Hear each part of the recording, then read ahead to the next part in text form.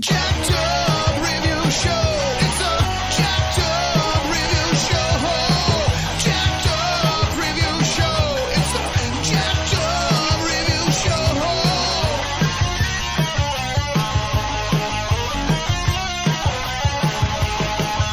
Join us as we cover many an insane movie and numerous cult TV phenomenons. Are you ready to get jacked up? Are you with us? Then listen on. Listener discretion is advised. It's a jacked up review show. It's a jacked up review show. Jacked up review show.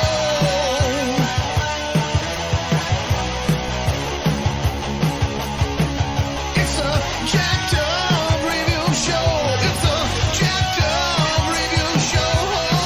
Jacked up review show.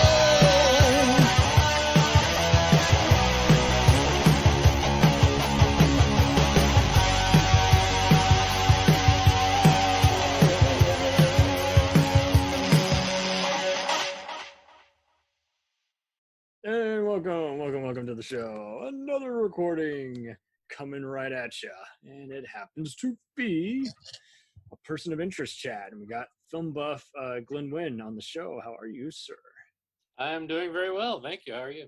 I'm going door to door. No, really, I'm editing the show and when I'm not at my day job. I jokingly use the phrase a lot. I pass the physical, I'm breathing, so today is a good day. Mm-hmm. There you go. Ironically, that's actually paraphrased from one of my favorite comedies of all time, which is completely off the wall. Basically, Sylvester Stallone plays a 1930s mob boss in the movie Oscar, and it is such a weird flick, but it is hilarious and very underrated as far as I'm concerned. So, Oh, yeah. if you haven't seen it, check it out. It's Stallone's Hudson Hawk making fun of movie within a movie sketch. Yep. So we talk about so many retro cult movies, but there's not enough podcasts talking about what a great show Person of Interest is. So let us get into it. Absolutely. It was a show I wanted to watch when it was on. So before getting the synopsis, did you watch this when it was on TV, or did you watch it when it was on Netflix and now on HBO Max? I heard a little bit about it when it was actually on and running. I never really got around to watching it when it was actually airing.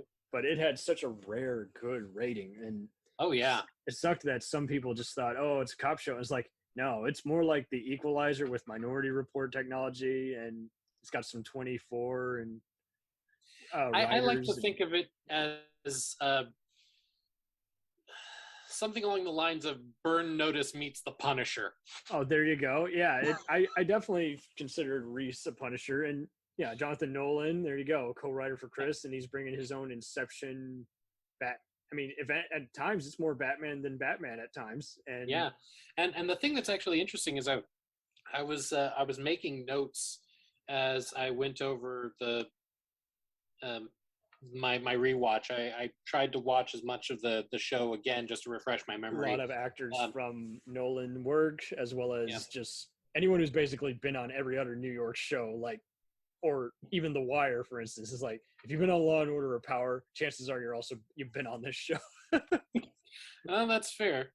And the thing that kind of really stood out to me this time around was how much there was kind of recurring like genre elements from a bunch of different things. So yeah, technically it is a crime show and it is a mystery show. And it's also a cyberpunk show. It is a little bit of cyberpunk. It is a little bit of sci-fi. It's Training Day Serpico half the time too. It's like, there's a career criminal or some unusual robbery or some other kind of corruption. Yeah. But I was actually kind of surprised at how much there's really kind of a horror element. I don't know if you're familiar with it. When I was back in school, I ended up doing a research paper on a guy named Ambrose Bierce, who was kind of a father of modern horror, actually. If I've heard his name, it's been a minute, but no, please tell me about this man. So Ambrose Bierce was known for a bunch of different things. Specifically, he did a lot of war stories. He actually served in the Union Army, I believe, in the Civil War. He wrote a bunch of satire for local newspapers and things like that. In fact, one of his columns was actually later published under the title "The Devil's Dictionary." Ooh. I can kind of see the horror element because, I mean, you do get a bit of X-Files type conspiracies here. Yeah, but it's one of the reviews that I got of Ambrose Bierce is he was considered the father of modern horror in a lot of ways. And one particular thing that I came across when somebody was just describing his work said, the truly horrifying thing about Ambrose Bierce is that all of his scenarios, all of his horror short fiction was plausible. Okay. And that's the thing that kind of makes Person of Interest kind of have a horror element to it, is that, you know, there's only a slight amount of science fiction necessary in order to turn this from, you know, a interesting kind of gritty thriller into this is kind of horrifying, the sorts of you know, surveillance state and abuse of power and things like that. Because and the thing is, you know, there would be people who would try and pull off stuff like this if that kind of technology existed right now. Oh, totally. So Very much so. It's the terrifying, you know, ramifications of what if it did exist. Mm-hmm. And so that, I think, lends a bit more of a sinister undertone to the show. I definitely think you're onto it, because, I mean, there's so many moments where everyone is barely having a moment to breathe, and even in their quieter moments, I think are probably the most impactful. The semi-truck comes in and T-bones the car. Yeah, or someone will just sit still for a minute, and then they'll just look up, and it's like, of course, there's a camera looking at me, and I know that, you know, I'm not safe. So for those who don't know, it concerns Jim Caviezel, yes, Jesus, as ex-Special Forces CIA agent John Reese, wealthy programmer Harold Finch, played by, that's right, Michael Emerson. You might know him as Ben Linus on Lost. I was never a fan, but many were, and so they watched this show as well. And their unlikely allies, Detective Carter, played by Taraji P. Henson, Root, played by Amy Acker of Angel, Sarah Shahi, who you guys might know from shows like Alias, Fairly Legal, and movies like Bullet to the Head, and currently on a bunch of other Netflix shows. She plays Shaw. And crooked cop turned ally, Detective Fusco, played by Kevin Chapman of other shows like City on a Hill and Brotherhood fame. This also, they must take down the old man, also known as Greer, played by Jonathan Nolan's actor father, John. Crooked officer Simmons, played by Robert John Burke. Detective Turney, played by Al Sapienza, who you might know as Mikey on The Sopranos, as well as other devious beings like Quinn, played by The Wire's Clark Peters, Senator Garrison, played by John Doman, also of The Wire, Special Counsel, played by J.O. Sanders, and Control, played by Cameron Manheim. You might know her from The Practice. So a lot of colorful people here, a lot of atypical people. They end up working with gangster Elias, played by Enrico Colantoni. You might know him from Just Shoot Me and Galaxy Quest. Yeah, he's kind of a hate relationship, to be wholly and completely honest. But he really is, because you just know he's going to stab him in the back sooner or later, or he's going to get himself killed after they've already saved him. or he's going to twist something to his advantage, because that's just how he rolls. But I have to admit, one of my favorite characters is actually John Reese's on again, off again love interest, Paige that Turco. of Zoe Morgan, Yeah. played by Paige Turco. She is April O'Neil from Ninja Turtles, guys. yeah, it's true. And the funny thing is that, you know, we live in an age where everybody is just so unbelievably obsessed about, oh, you know, strong female characters, blah blah blah blah blah. And don't really get me started on that, because I've said that for years. To I will rant for the next hour and a half on that subject. There's a lot of badass females on here, but that's just it. We're getting people who aren't action stars into shape. We're doing too much of that with even males. But yeah, it's like, are people, were they not watching Battlestar? Were they not seeing Mariska Hargitay whip some serial killers with a pistol? What's going on here? But on top of that, I mean, you know, the Zoe is an amazing character because of how intelligent she is and how well she's secretive, just like Reese. Yeah, she fits in while Reese has trouble fitting in. He's always discovered and blows his cover. Well, not always, but not always, often. but often. He definitely goes, or Reese is very much a calm kind. One of the things I absolutely love about the character Reese, believe it or not, is the fact that he never raises his voice. He never even tries to get the last word. Half the time he's observing and he's just reacting, and you're like, and I think this is the problem, because it was on CBS, everyone thought, oh, it's a CSI type show, and it's like, no, not even remotely close. It's a vigilante show, if anything. And I had other people who just didn't give it a chance, and they got into Westworld. I'm like, okay, well, Westworld is good, but I prefer this creator's earlier show, because I mean, I even saw people who got into it who wanted something pleasant, and they found this comfort food. Even my late grandmother, who watched all the mystery shows, watched this one, and she's like, you know, this show does a good job of at least making you smile in an otherwise very gritty situation.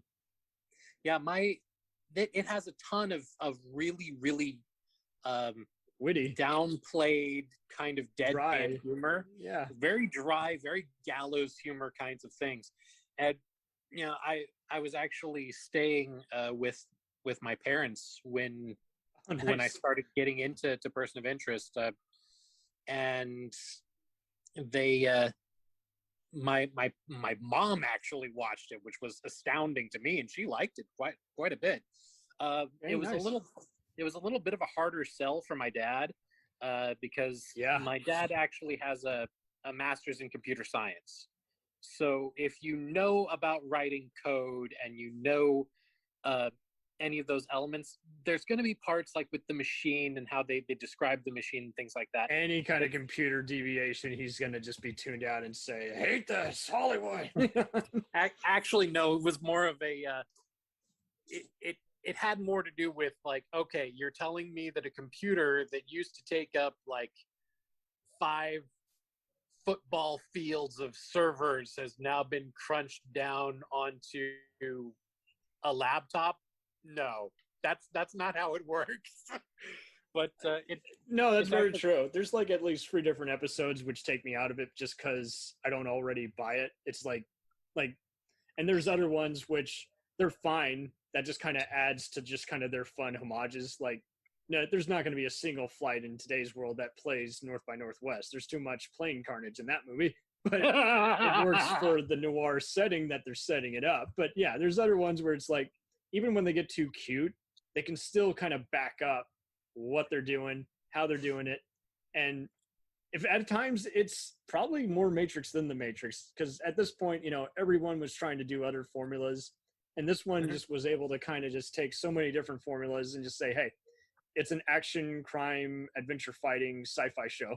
And there's something for everybody. With a bit of espionage thrown in. And it's a total spy show. It's people who, my father loves stuff like the diehards and Born Identity stuff, but he needs a reason to just kind of just keep coming back. And I think that's just it. I mean, we have so many shows where this show is still being syndicated instantly. Like anyone who has CW and Ion Television in their area, you're going to see this played nonstop there, because it's one of those shows. That good. It's that good, but it kind of did have Sorry, go ahead. The great thing about it is not, the special effects There's eye candy, but it's not the substance. Any of the eye candy kind of stuff. It's the fact that so many of the characters are so well written and they're so well performed. Like, I really personally believe that Jim fascinating. Caviezel is an incredibly underrated actor. Always. And I saw some sites trying to say his career died. I'm like, his career's always been alive. Anyone who played Jesus, you were either going to be outcasted by people who don't want to see Jesus Christ be represented, or by people who are uncomfortable with discussing religious subject matter. So it was a lose-lose for him. But I saw one article acting like his career died because he was a right-winger. I'm like, not at all. Everybody's worked with him and never had a problem with him. Yeah, regardless of his viewpoints. It's kind of like, supposedly Kevin Sorbo's career tanked because he started becoming an outspoken conservative. Yeah, but he was a dick to work with. There's the difference.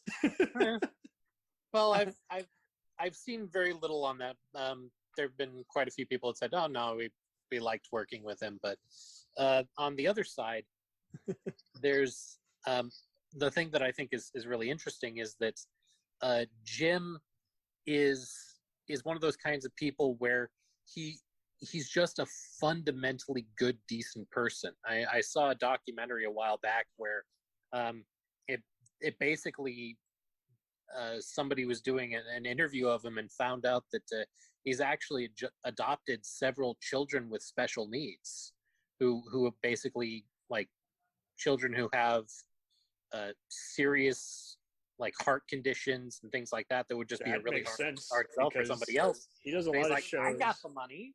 My wife and I are perfectly capable of loving and taking care of these kids, so let's do it. That takes a very, very genuinely selfless person. Well, and that's just it. You see the kinds of movies he does nowadays. He does a lot of easygoing crowd pleasers, where, he'll do easygoing, bad guy or traitor roles, or he'll do just a farmer or a soldier with some kind of message of hope. And it's like, he does some I think he has it all figured out. And so that backstory you just fed me, that totally makes sense to me. He really is set for life. And that's what the character John Reese needed to be, because we've had so many other characters who we've done the anti-heroes to death. We're still doing that to death. It's like, how big of a dick do you got to be to fight crime? And then we had the heroes who were invincible, and so we hated them because as a result, the formula became not only formulaic, but just very predictable and dire. Is like, okay, so at the end of it, take the kryptonite out of them and there's Superman again. So yeah. And, well, that's actually an interesting point you're making, is because in Person of Interest, John is not, invincible by any stretch of the imagination. No. If you give him enough time to plan something out, he is amazingly effective, but he can still get jumped. He can still get blindsided. I feel he's closer to the Jack Reacher character than any of the adaptations have proven, because he's all about thinking it through and using ambush or surprise. He doesn't try to talk his way out of a situation. And we've had so many people, like we've seen cops, lawyers, spies, assassins, people who hate who they are. Yeah. John just wants to understand what went wrong. Where did he go wrong? Why did his mysterious love interest abandon him and leave him for dead? He's got that backstory, and it kind of reminded me of even a video game at some point, like something you'd see in something like Metal Gear Solid or Splinter Cell. Yeah. And even in some cases, the physical ramifications stick around. When I was rewatching the show, he gets the crap kicked out of him, and he has to take it easy for another like 3 or 4 episodes after. Yeah, they address it where they'll work in a limp, or he's gotten cut by a knife, so he's instantly sealing up the wound and can't get in a fight the rest of the time. And it is funny how everyone else, Finch has to occasionally use a weapon, and he's like, no, I don't kill people. I'm like, well, you got to at least threaten the guy. And then they give him Bear. Right, Bear. Okay, so those who don't know, Bear the dog. Yes, Bear the dog is used to great advantage to either attack someone or guard him, or let him know that trouble's in the air. And it is funny how it's basically Reese found him and Finch cares for him because who has time to care for a dog and fight crime? Yeah, because the amazing thing is the bear is actually he's named after the fact that he ate basically $100,000 worth of bear bonds. Yeah, yep. And he's a military trained attack dog, and Which is why they get along. yeah, and so he and John, because of that kind of similar background and psychological training, they understand each other, but. There's also the great adage amongst writers that if you want to make a character sympathetic, give them a puppy. Oh, totally. Now here's my theory that this is more Batman for Jonathan Nolan than brother Chris Nolan's Batmans. Reese is Batman, Finch is Alfred, Shaw is Catwoman, Root has to be the Riddler, Fusco could probably be Gordon, because he kind of ranks up in the police department after rooting out the bad apples, and Carter might be Batgirl. Let me know what you think of that. I can't really argue with that parallelism. Because I mean, there is another interesting parallel that I'd like to get in here if I can. Please. I was watching this thing on YouTube, interesting channel called Charisma on Command, which is if you haven't checked it out, by all means go for it. In command. Yeah, and it's basically this guy talking about various different personality traits and how different characters actually exemplify them. And he basically pulls out characters from popular culture and uses them to identify. And he does stuff like how to be witty, how to defend yourself without being a jerk, that kind of stuff. But one of the ones he actually did was basically how to be physically imposing but not threatening, and he actually used Henry Cavill's Geralt of Rivia, which 3 degrees of 7 degrees of separation fun for you. Most people don't realize this, but Jim Caviezel played Edmond Dantes in The Count of Monte Cristo. Yes, he did. And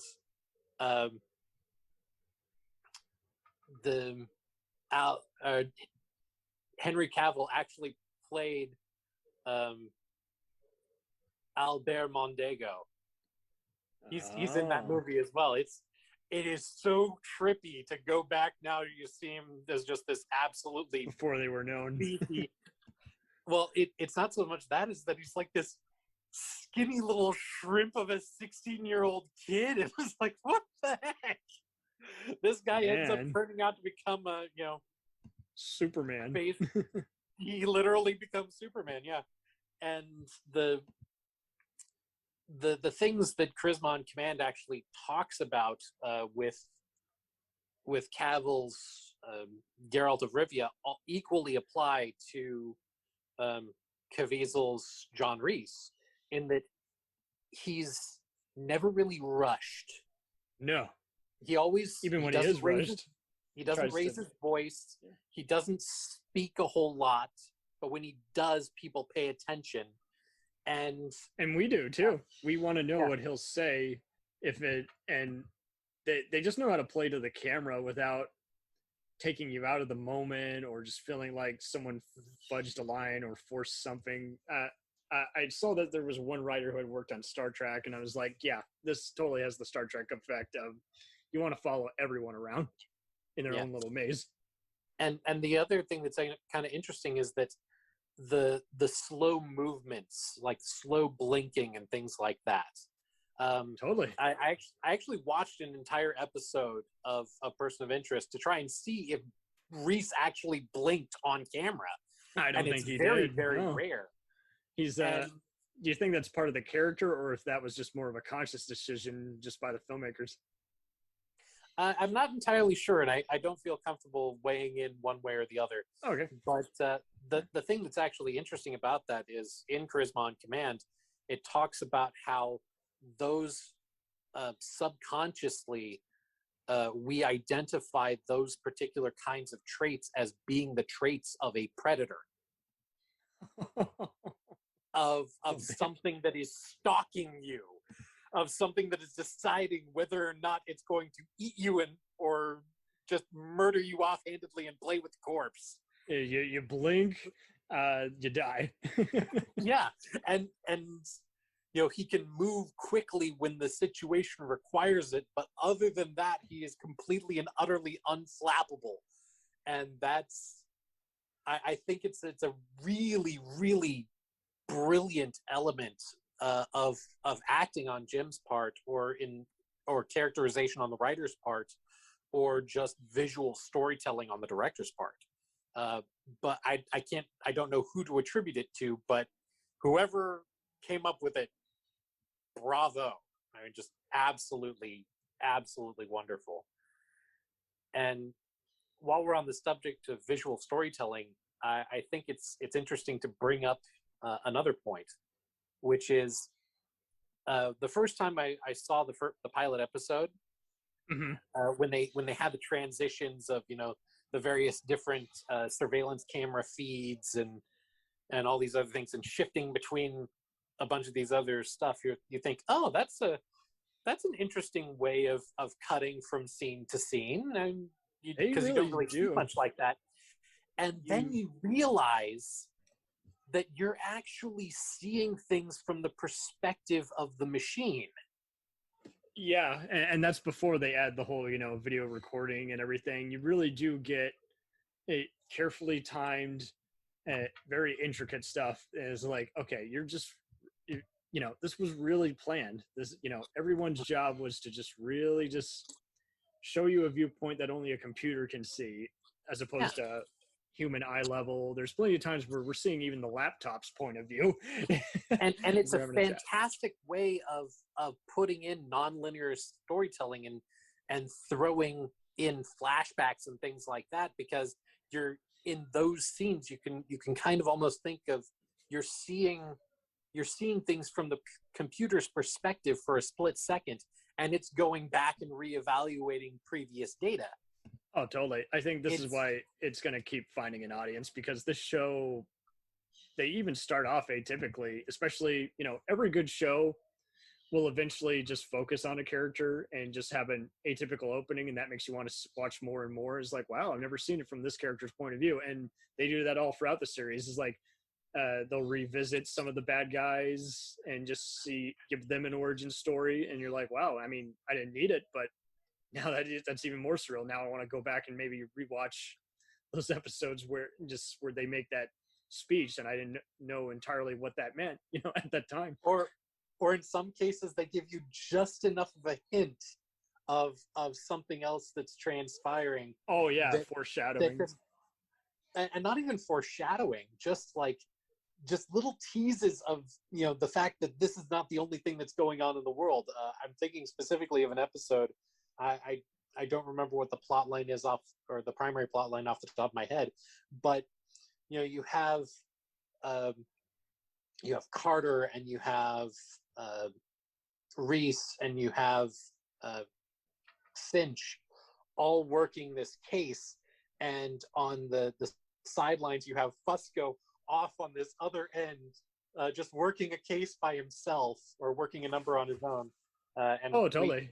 We didn't really mention this earlier, but the way this fun of it worked, in a line of dialogue, or even in a flashback, and it was really. No, I was thinking he gets conned into working this number on his own, because it turns out that the person who's being threatened, I don't think we mentioned the mechanics earlier. Basically, there's the character Finch created a supercomputer that's capable of monitoring all telecommunications, and basically using it to surveil the populace. And it's designed to find acts of terrorism being planned, but it can also pick out just domestic regular violence, premeditated murder. Yeah. And in order to protect people's civil rights to privacy, the only thing it's allowed to do is give you a social security number of someone involved. They can Right. be the perpetrator or they can be the intended victim. But one of the numbers that comes around in this particular case is a supermodel. And of course, Fusco, being a warm-blooded male with a pulse, says, "All right, I'll help out with this one." And I'm And- glad you brought that up because we do, at first, we're unsure how they're going to go about it. Is like sooner or later. Yeah, and then he comes. They do just like quick snap over to him getting maced by the supermodel, and Yeah. throughout the episode they come back to different clips of the two of them running from a firefight or another one where they're hiding behind a car and he's Fusco comes out guns blazing. Oh yeah. It's just like Fusco got to be a complete utter bad egg all on his own without any backup, and I want to see that episode, but they only give you just the little enough. teasers of it, enough to know how everything turns out. But you're like, please, details. Oh, totally. For heaven's sake, more detail.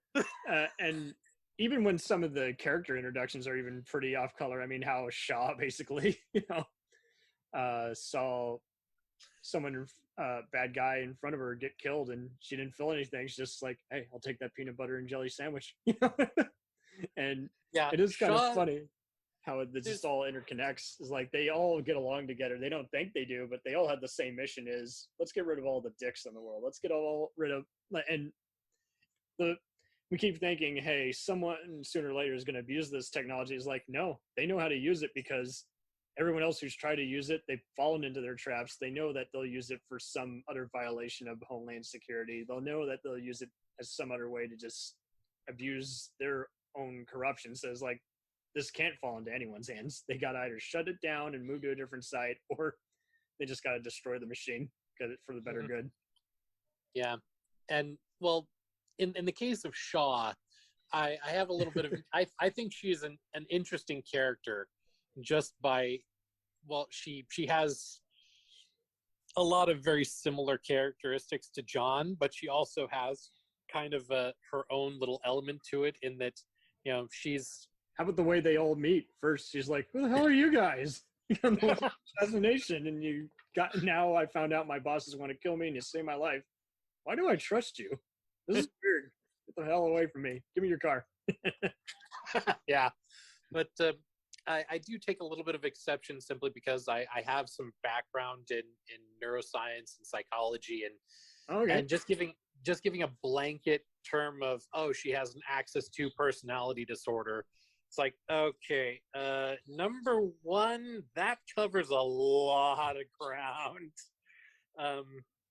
And number two, if you really do have a personality disorder, like one of the primary things about people with personality disorders, and one of the reasons why they're so difficult to help, is because they don't recognize that they have a problem. Right. The vast majority of them just think, hey, I'm perfectly fine. It's the rest of the world that's screwed up and sucks. And right. The fact that Shaw kind of acknowledges it and sort of diagnosed herself when she was in med school and was like, no, that the fact that she realized that something was wrong with her just immediately kind of throws me off with her characters. Like, that's not how personality disorders usually work. But at the same time, the fact that she's self-aware enough to know that she's essentially a sociopath. Oh, well, and they definitely she's just cater on to completely that and utterly cool with it. Well, and more or less, they also kind of just show how is like, yeah, she's just done with people. She just doesn't have time for anything. So, yeah, an assassin probably makes sense because, in this case, she's getting rid of awful people that anyone else wouldn't want to get rid of. We mentioned before that the show just has remarkable dry humor, and I'm remembering an episode where basically the number that comes up is this little Russian girl, and the girl has aspirations to become a spy. So you kind of you see well-adjusted mini Shaw essentially in that episode, and she's like, so are you like why would a big intelligence organization care about me? It's like, they don't. Why would a small intelligence corporation go? It's like, we're not that either. Like, what are you? It's like, honestly, I don't know what we are. To be perfectly clear, I'm just there because I like the dogs. Like, you have a dog? Yeah, they and it really does work to their characterization. It's like you need someone is like to just have them just fall into each other's laps just wouldn't be believable for any kind of show. And it's so annoying how so many other shows kind of just would take an easy way out. And this wanted to show this is this isn't like the A-Team where and the only real major romances that they have are actually with the two primary lead characters, with other characters that barely show up at all. Right, they'll mention them and then they'll finally give an episode to him. Who is this mysterious woman who, Finch was close to? Is Root actually going to finally make a pass at Shaw? And Reese, is he gonna? Yeah, honestly, that one was the least believable for me. Was the Root Shaw thing? I mean, it always gives me vibes of. And have you ever watched Crouching Tiger, Hidden Dragon? Yes. The biggest thing, and it's just so common in Hollywood. It really annoys me is how they try and force certain types of romances that don't really make sense. And my example I always go back to is the raider guy and the girl in Crouching Tiger, Hidden Dragon. It's like, oh, you just stabbed me in my chest with my own pen. Let's make babies. Like, I didn't think it was that heavy-handed. I thought it was more because she hit on her numerous times and she never took the bait. So I'm not talking about that. I'm talking about Crouching Tiger. Oh, I'm talking Crouching Tiger, Hidden Dragon. But Shaw is not the kind of person to let go of a grudge. And the first time Root meets her, she literally tortures her. And I was like, I don't think they would definitely have trust issues. and Shaw basically doesn't really trust anybody. I mean, she even kind of keeps her own team at arm's length, like most of the time. So that relationship itself never really made a lot of sense to me. Yeah, for me, it was kind of more is just like two masculine gals who just kind of finally just put everything aside and just. I think because she had saved her those last few dozen times, she was just like, okay, I kind of get you now. But don't get me wrong, Root isn't easy to understand at all, and so perfectly portrayed, in my opinion, by Amy Acker, and just was like, here's the person who was way more over the top and who just knew how to go in guns blazing and get away. She thought like a petty thief mixed in with just a very violent criminal. She was an experiment gone wrong, since she has a connection to the machine, and is like Finch was pretty much learning from her and just realizes like, okay, I need someone like her, but that's where Reese comes in.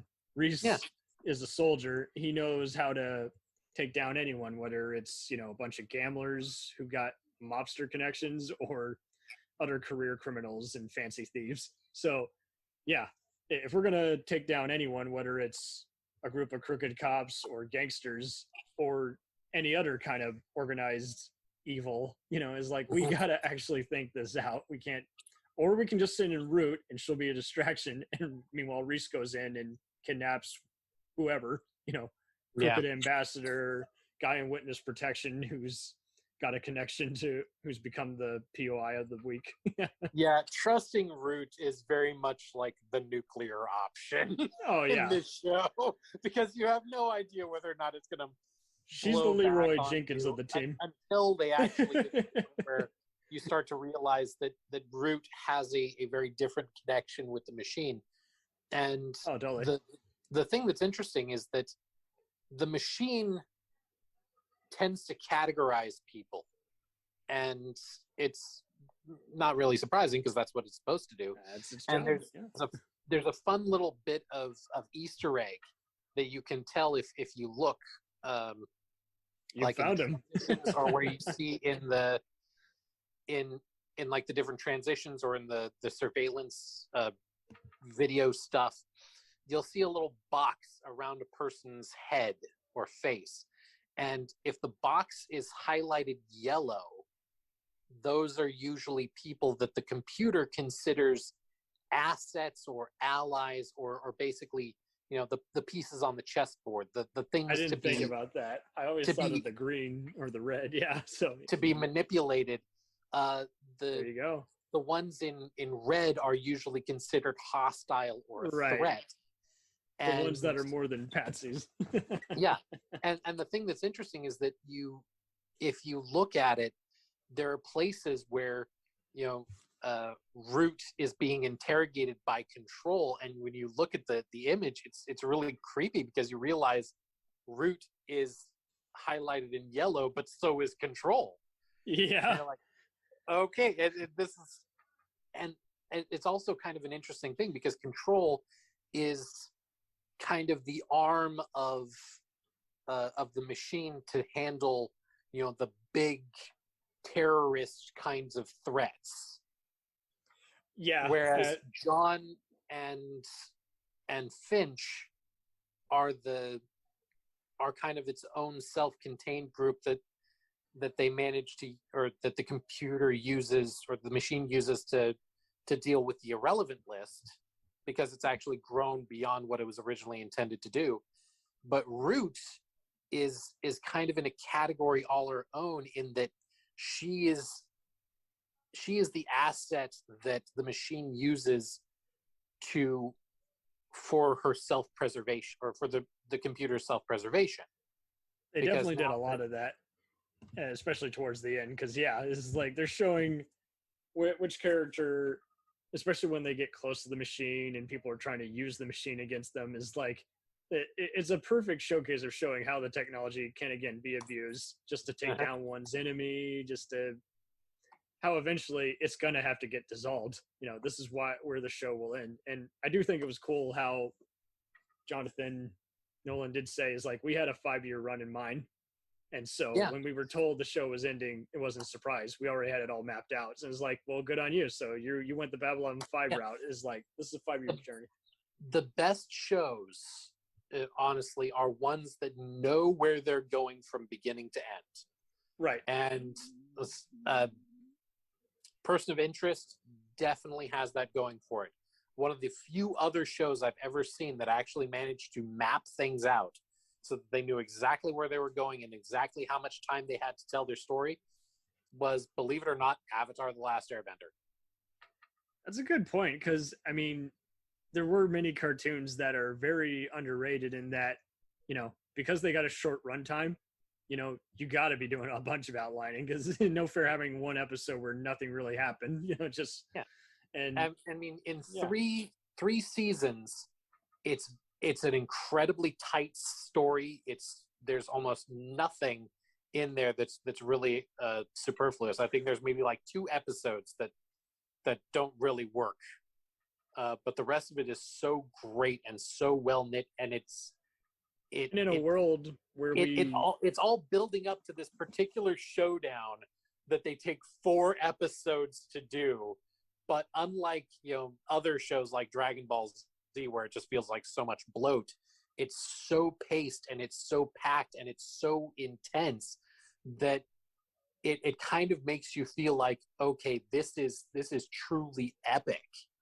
And that's why, don't get me wrong, I love Person of Interest, but I honestly think Avatar: The Last Airbender has one of the best series finales of all time.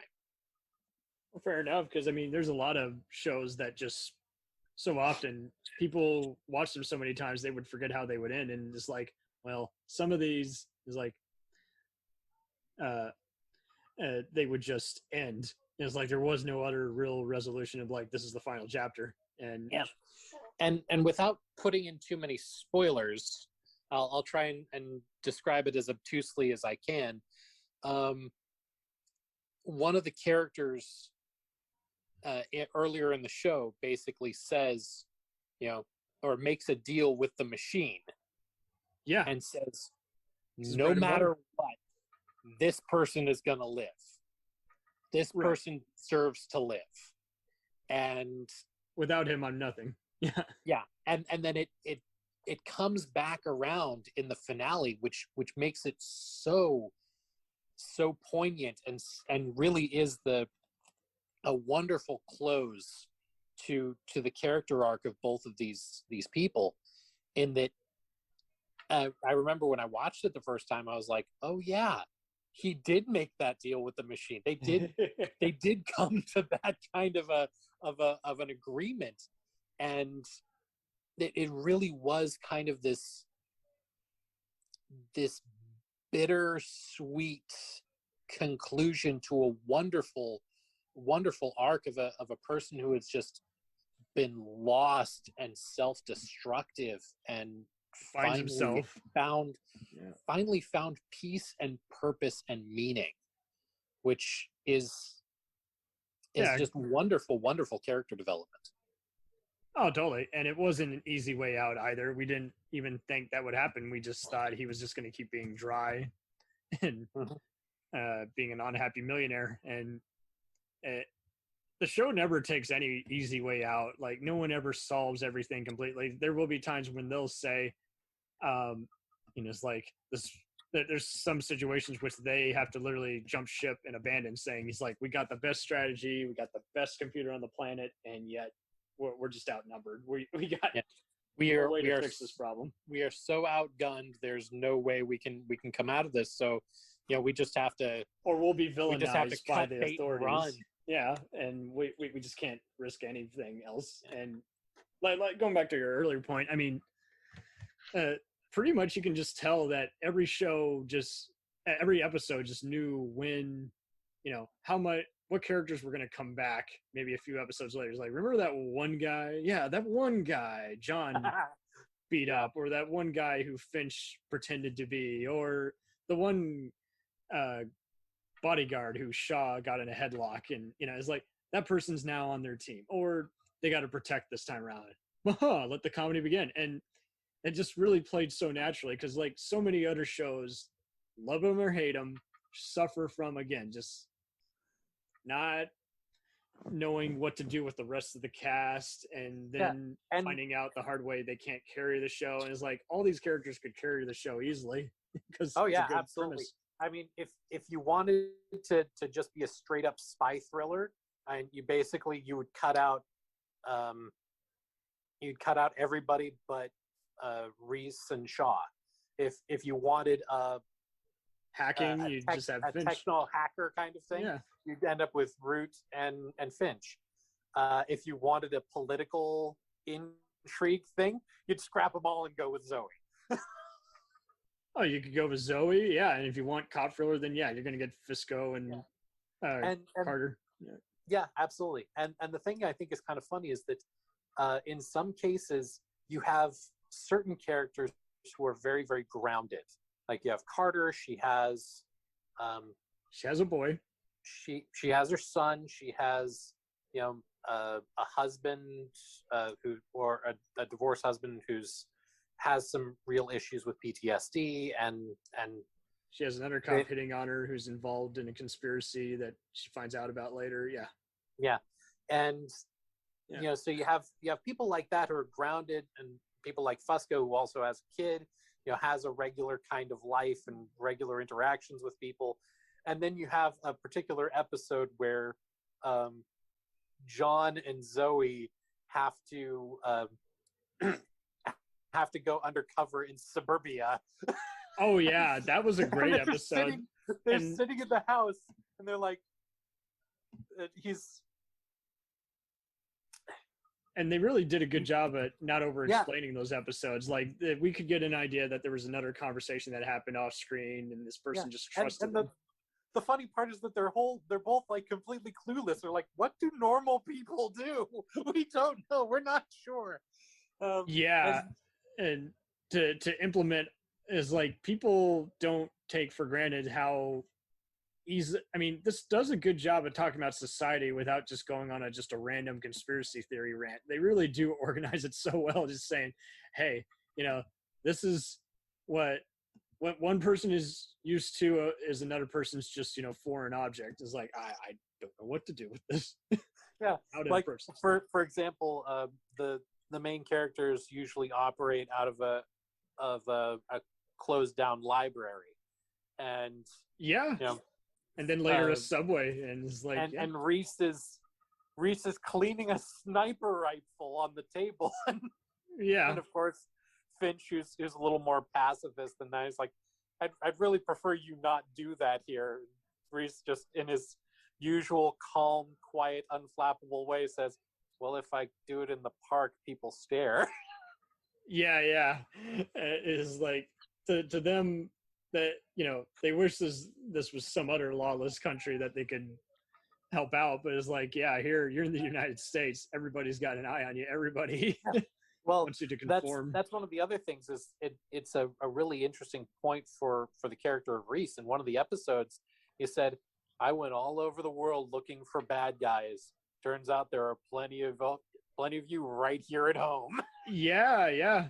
After feeling like he's essentially been left for dead, he really does kind of just have that whole, is like, I don't recognize anything anymore, really. I'm trying to get used to it and come to terms with it along the way before I go to the next dangerous adventure.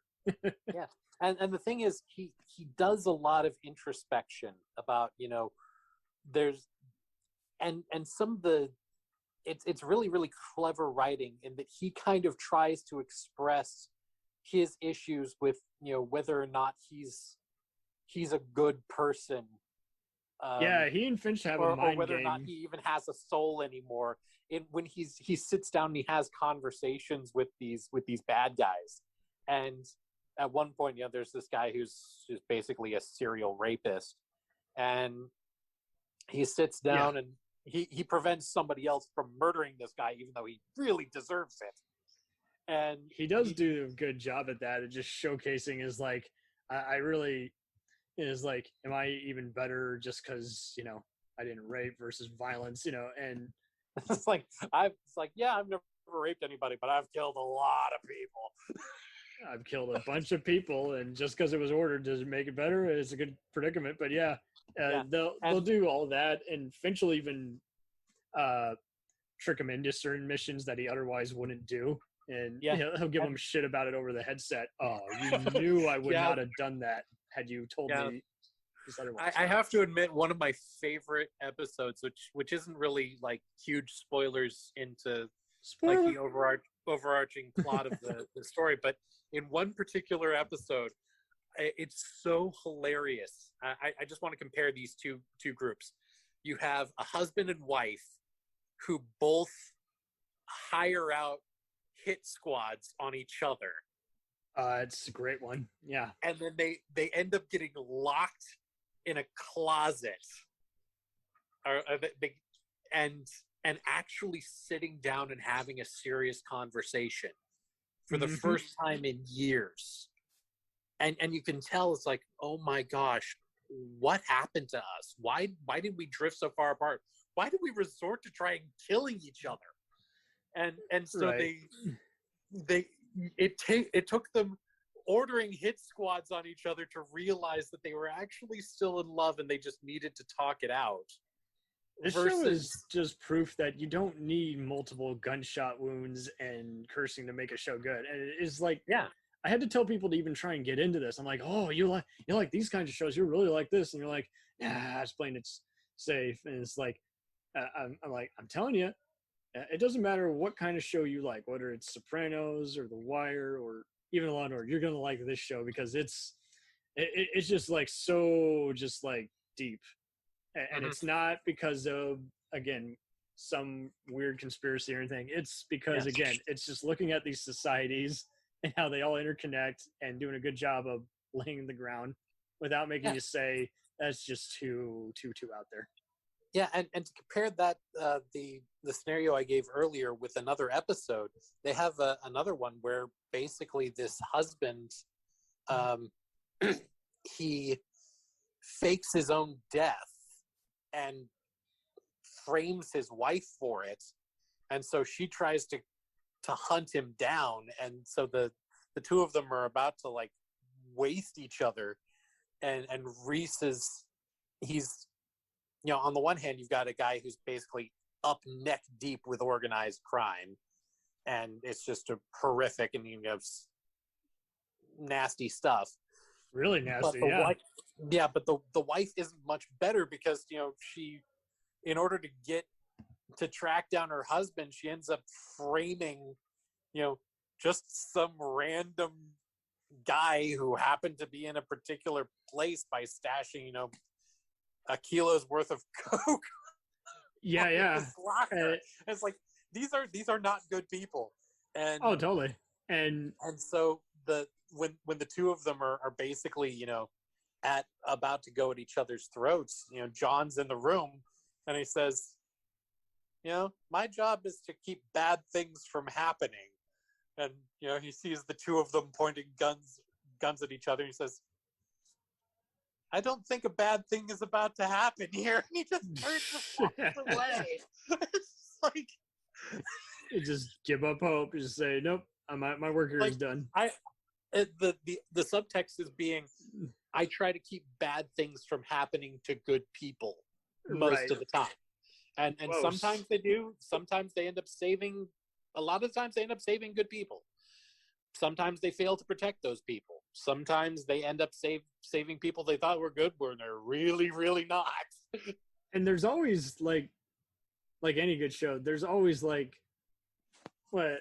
overcomes predictability. Like whenever you're like, what are the chances this person they're close to might betray him at the end of the episode? There's always like 3 other things to it. Sometimes that person that just betrayed him ends up getting capped, and it is like the real true evil. You're like, of all things, it was the bartender? What the hell? What stake did they have in this whole deal? Yeah.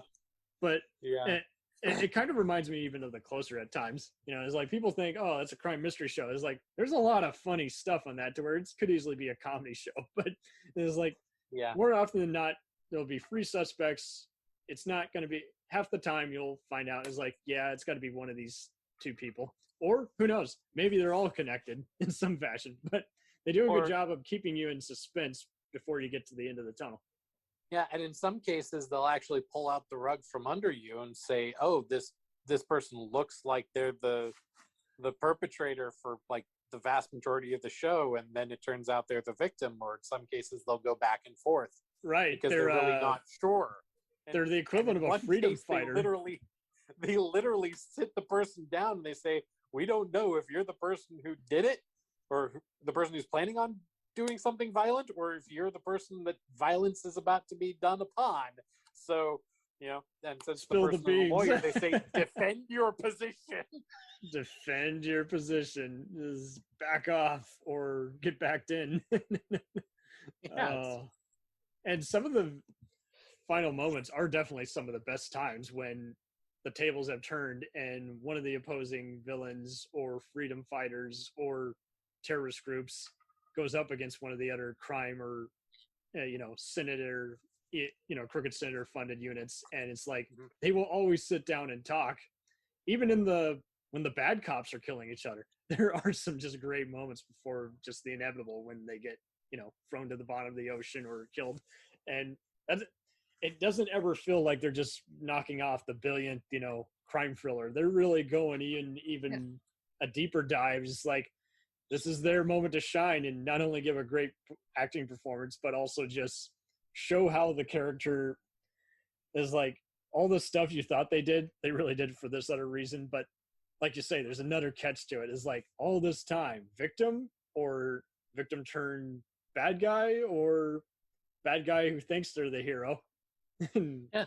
And I think a lot of that boils down to the fact that a lot of the characters are written with very unique perspectives, with very, very distinct outlooks on the world. And the friends close, enemies closer. Yeah. And a lot of the other things is that in some ways, everybody everything that happens, the decisions that the characters make sense, not only from their perspective, but also from their skill set.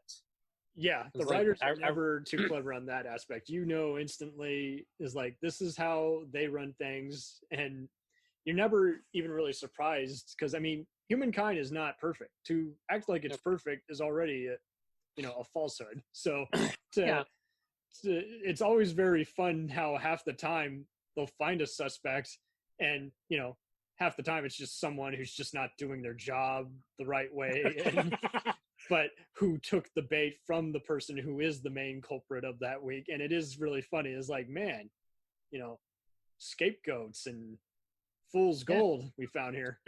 and a lot of times it's just people who didn't even know that anything different had happened. They had everything Oblivious. from whistleblowers to people who were just going about their business, to people who were neck deep in fraud, to Oh yeah, CIA especially when you assassins get and mobsters and corrupt cops and everything in between. But some of to the give a lawyers particular- and internal affairs guys are even more amusing, because you just know they got skeletons in the closet the minute they show up. It's like, oh yeah, I'm a lawyer and I'm defending this guy. Of course I knew he was crooked, but I'm the main mastermind. I did it. yeah. Well, here's a perfect example of what I was talking about with the decisions that people make work with their skill set.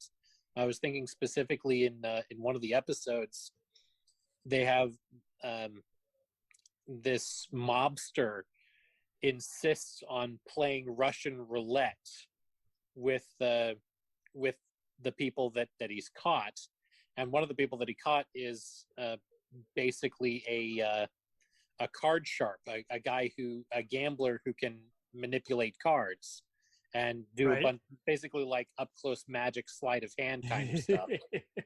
And the guy basically to make sure that the card sharp has his fingerprints on, basically is manipulating his hands to make him load the gun and play Russian roulette. That's right. Yes. The card sharp palms the bullet.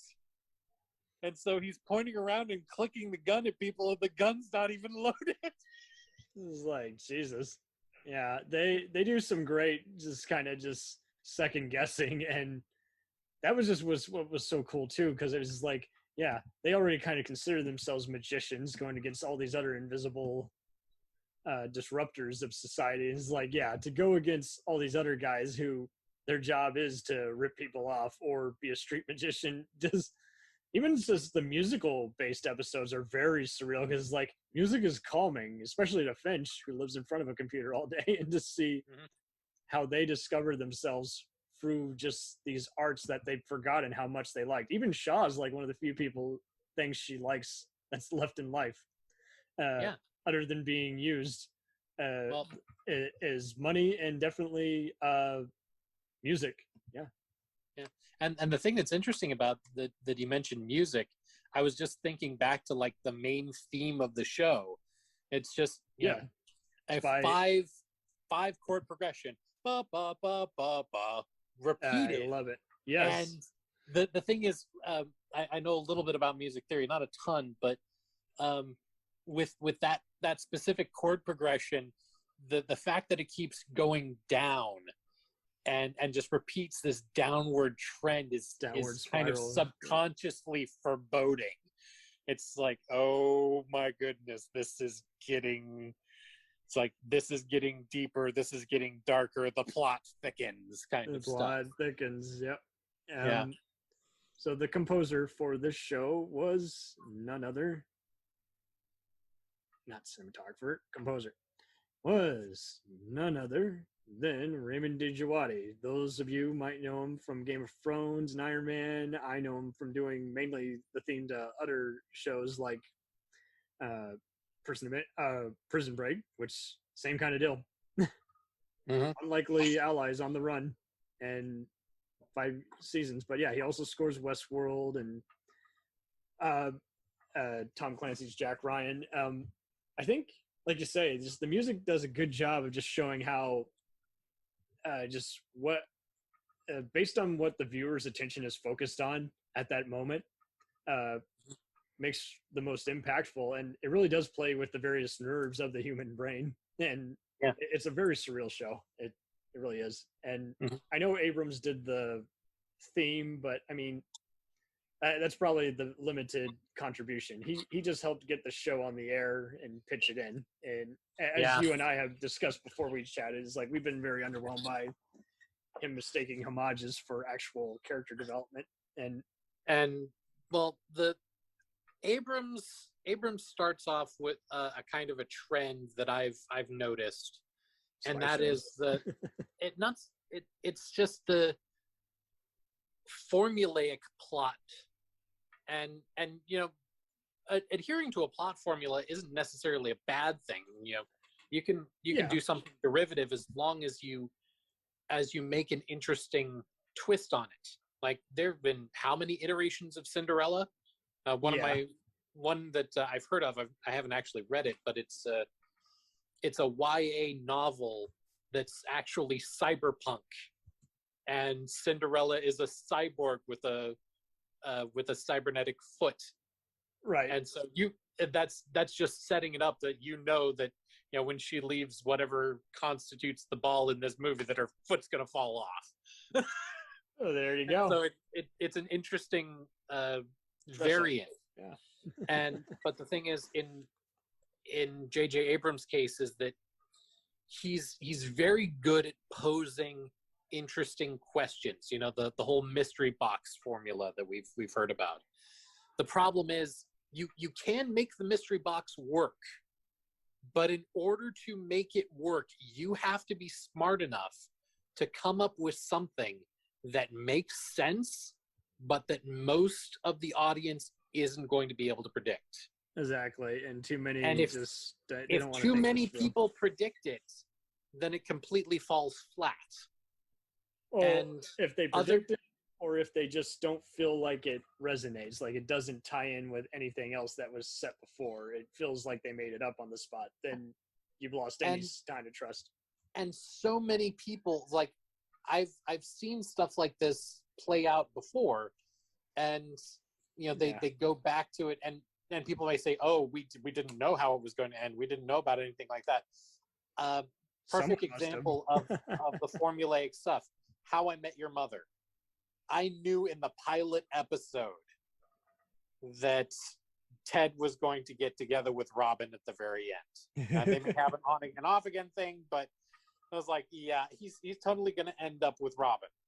So the rest of the 7 years that they had was filler, and it shouldn't have gone beyond four seasons in my opinion.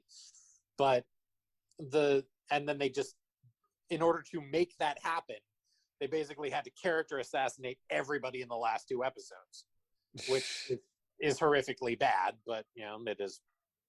Yeah, we're not even going to talk about that. And then you have things like Lost, where people were thinking, like, in the first seasons, like, oh, they all died, and this is the afterlife on this island. Lo and behold, however many seasons later, yeah, spoiler alert, they're all dead.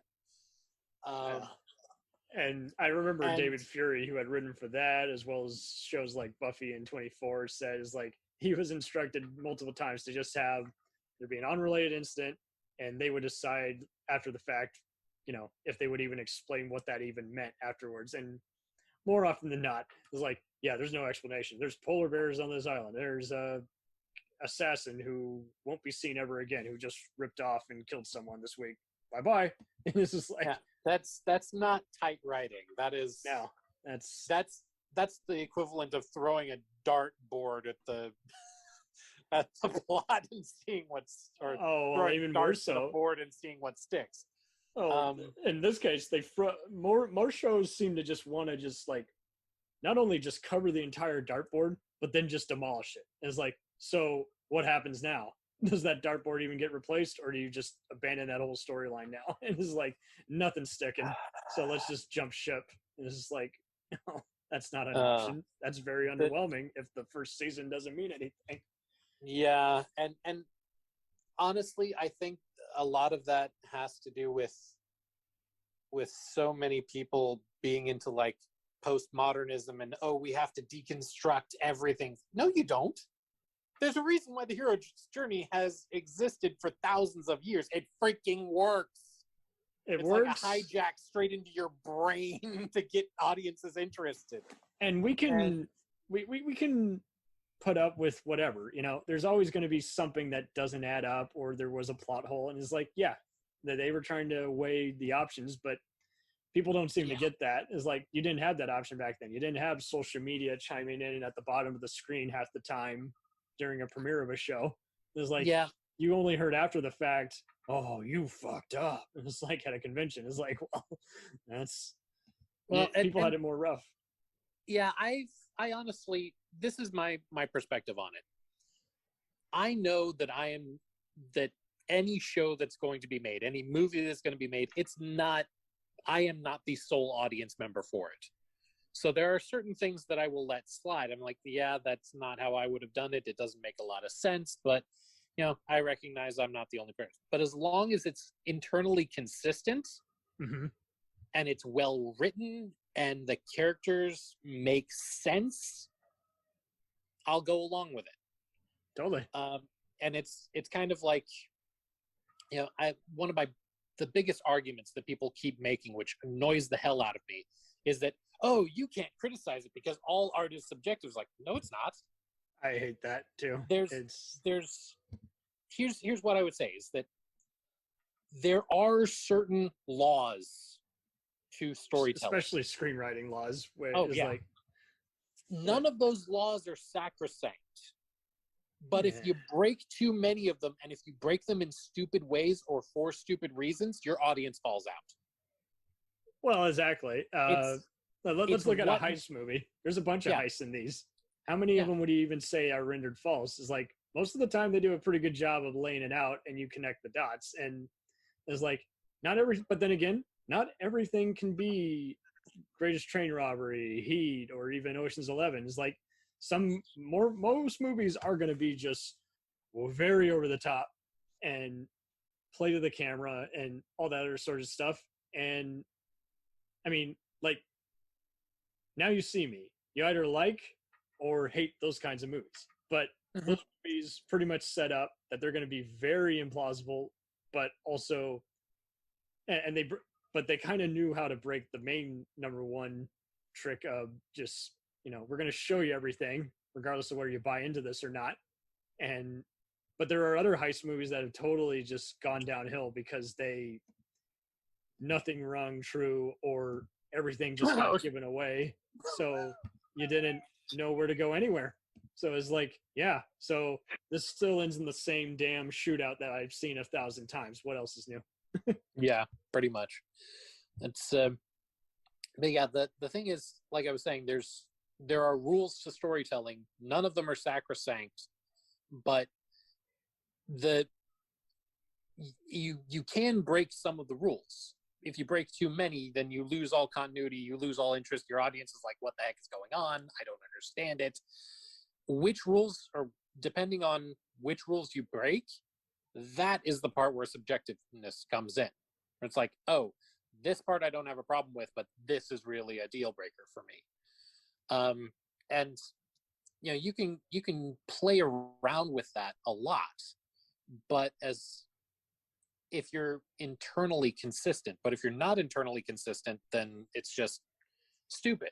You definitely need consistency, because if I feel like the plot, I mean, so many movies, especially since the 80s, would just go for just a shocking plot twist, and it would more than half the time, I'd argue, it would make everything just not connect, or it would end too soon and make you say, why did I waste 2 hours on this story that may or may not actually matter? And it's like, it still happens on occasion, and you're like, you don't know. Nowadays you'll hear stories, oh, the producers rewrote it, or the director got a big head, or the actor wanted more screen time and they just made a bad decision, took over the editing room. And it's like, but like you say, but half the time it will just be the screenwriters just not thinking this out and realizing, oh man, this is a good idea, but no character, everything just, again, got rendered false because the character was not the same character, and it wasn't an intentional choice. It was just not consistent with what was set up. Worst example I've seen of this pretty much ever in cinema, and I hate to bring this up because I know I'm going to get crap for it. The Last Jedi. Well, there you go. Star Wars, new Star absolutely. Wars, especially, and Yeah, but here's the thing. I went in to see the Last Jedi with no expectations of any kind. I was like, I'm going into this completely clean slate. The second Luke threw away his old lightsaber for a cheap joke, which, no pun intended, failed to land with me, my immediate thought was, oh, okay, that's the kind of movie they're going for. All right, what's the laziest, most insulting direction they could go with this? And I literally wrote out a plot line in my head in about 10 seconds. The rest of the movie was just me sitting there boredly saying, called it, every time a major plot point happened.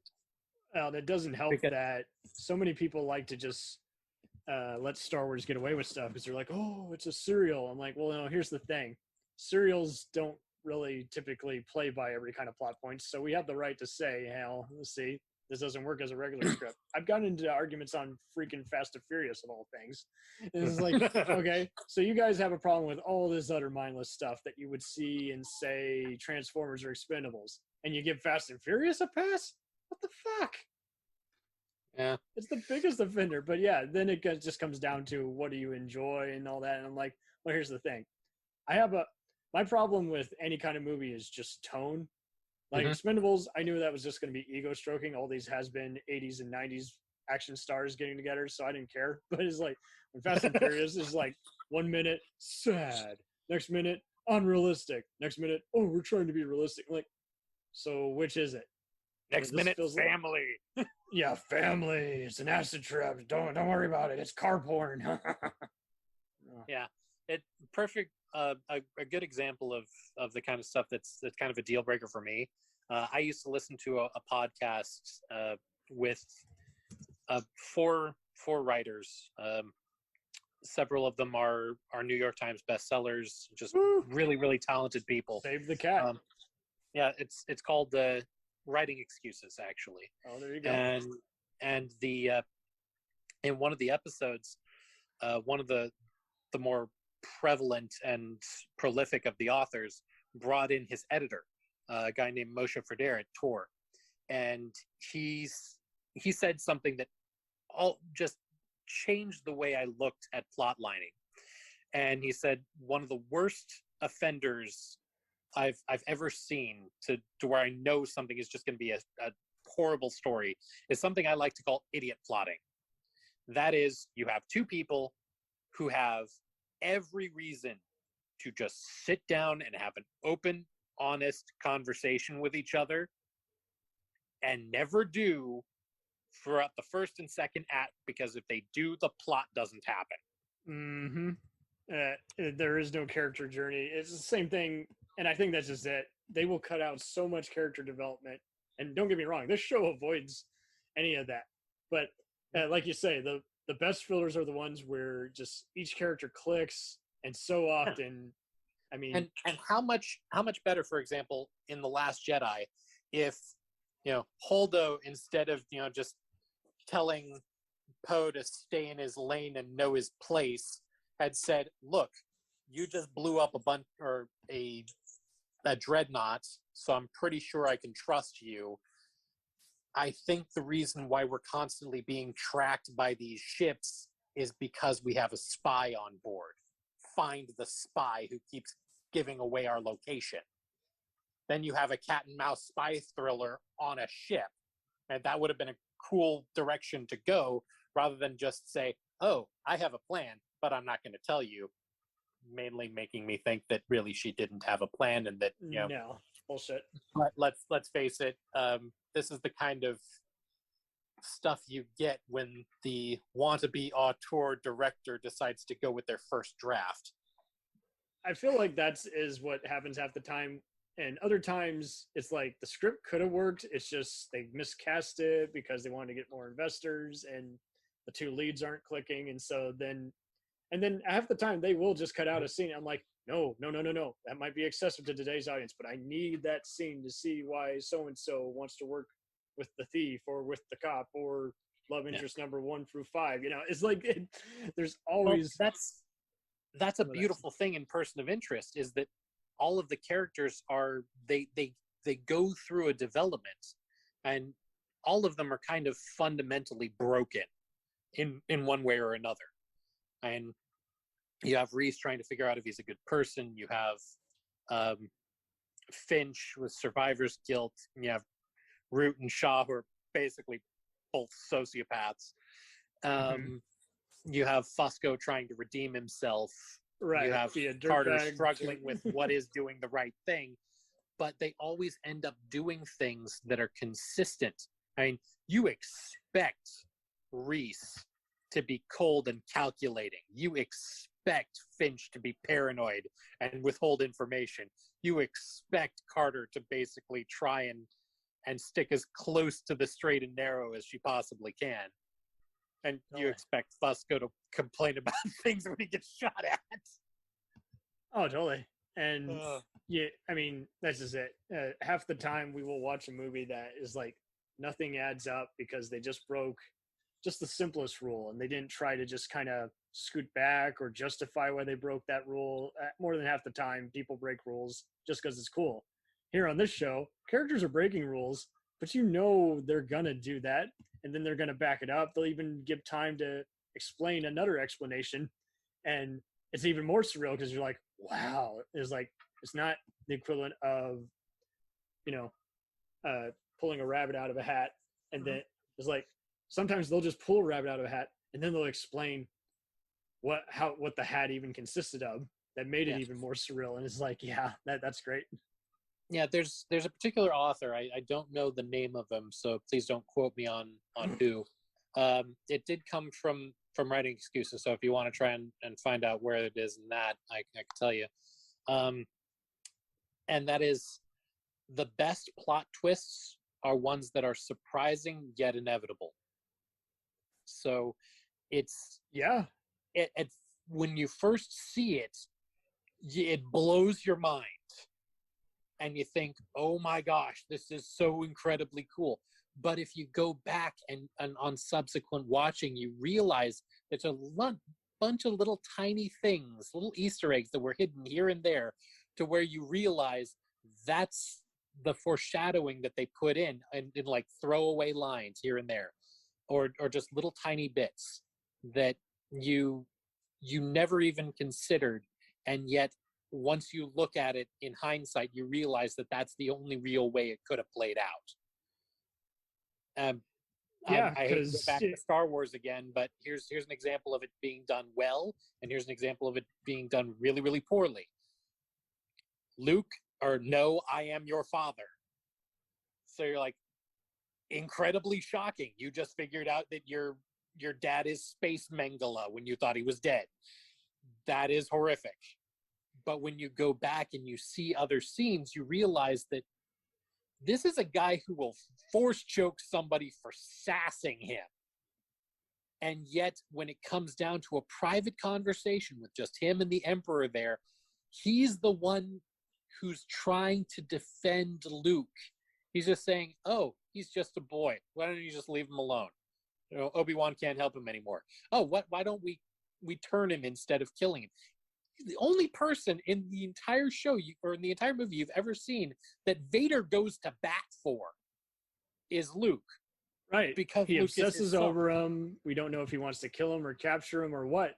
But again, it was all figured out. And unfortunately, I mean, Lucas is definitely an example of someone who had good ideas, and he didn't always, know how to encapsulate that on screen. The prequels he had envisioned for years, but he should have easily just given it to someone else who was just as visionary. And here we got these ideas that are by other people who either understand Star Wars but don't know how to display it because they're geeking out, or they never understood Star Wars and they just got attached because, hey, you're a visual effects guy. It's like, it's pretty sad that it's come this far to just The Mandalorian to see people who got into filmmaking because Star Wars was one of the first things they saw.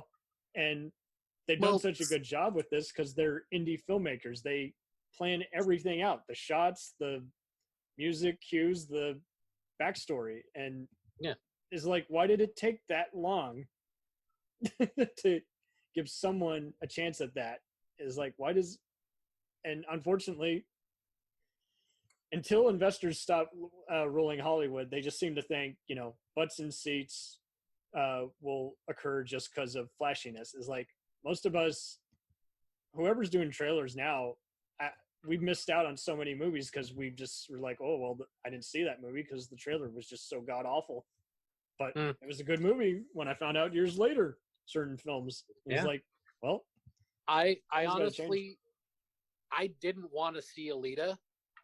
When I saw the trailers, I thought this looks kind of dumb, and then I started. I saw a few things with people on YouTube channels who had basically been obsessed with the manga in the 90s and loved it, and kind of gave a little bit of the backstory of the characters and a little bit of the elements to it. And really? And I thought, okay, and I'd never been like a full-on weeb. I mean, I've always been a stickler for personal hygiene and so forth, but I have liked the odd anime. And so I thought, okay, I've enjoyed this kind of genre. Let's take a look and see where we go with this. And I went in and I watched it, and I was thoroughly impressed. So much so that I actually have a friend who's an amateur filmmaker here in Houston. I practically dragged him out to come see it with me, and he watched it and was like, "Oh my God, this is phenomenal! This movie makes me want to go home and storyboard." He literally said that to me. He got inspired. And so the thing is, you need to have really, really good inspiration, and there are fantastic inspirations out there. There's plenty of books that if you really wanted to do a solid adaptation, you could, and you could do it really, really well. And in some cases, you could do it really well even on a budget. Right. And then you have stuff where it's basically like, I watch it and I think, what was your editor asleep? Most of these shows, most of these movies could be fixed in an editing room, or not in post. I'm talking about in the writing phase. Start with good writing. Start with believable characters. Start with a coherent and consistent plot, and then go from there. Most people in Hollywood, they just want to crank stuff out and just cram so much to where it's like, well, if it makes this much back, you'll get a sequel. It's like, you should just make a standalone movie, because more often than not, you will be left on a cliffhanger and you won't get that sequel, because it's just not going to happen. You can't do that. And in some cases, I think it would actually I've been looking to try and break into writing for quite a while, and one of the best pieces of advice I'd had is, always try and consider writing something that's a standalone with sequel potential. And perfect example, one of the guys in the podcast I used to listen to, Writing Excuses, the guy, one of the big name New York Times best-selling guys in there is Brandon Sanderson. I don't know if you've read any of his stuff or you're familiar with any of it at all. Unfortunately not. He's very, very well known for doing epic fantasy and giving his magic systems rules so that they're basically like the science of that world. And he plays around with it in really, really interesting ways. And the issue is, he starts off with that and then he expounds on it. So in one of his first trilogies, it's something called the Mistborn trilogy. The Mistborn. Yes. Okay. And so without spoiling it too much, it's essentially a world is winding down to die. One of the original ideas that he had was, you always see these plot lines play out over and over again in fantasy novels. You know, the plucky hero rising from obscurity to take on some evil big bad. What if that guy had really flubbed it and the baddies won? What would it look like? And so What did it look like? you have this society where, you know, the world's winding down to die. You know, 95% of the population are just straight up slaves. They're property. They have no rights. The rest of, you know, you have a nobility that keeps the slaves in line, and then you have an iron-fisted theocracy that keeps the nobility in line, and it's all ruled by this immortal god emperor kind of person. And so the only people who are even slightly free are these thieves and con men. And so the first book was all right, how do we overthrow an immortal god emperor? An immortal. And spoiler alert, they managed to do it. And, you know, people read that one like, oh, this is a great standalone book. This is fantastic. You know, it ties up all the loose ends quite nicely. And one of the other authors and writing excuses was like, I had no idea where you were going to go with that. I thought you were done.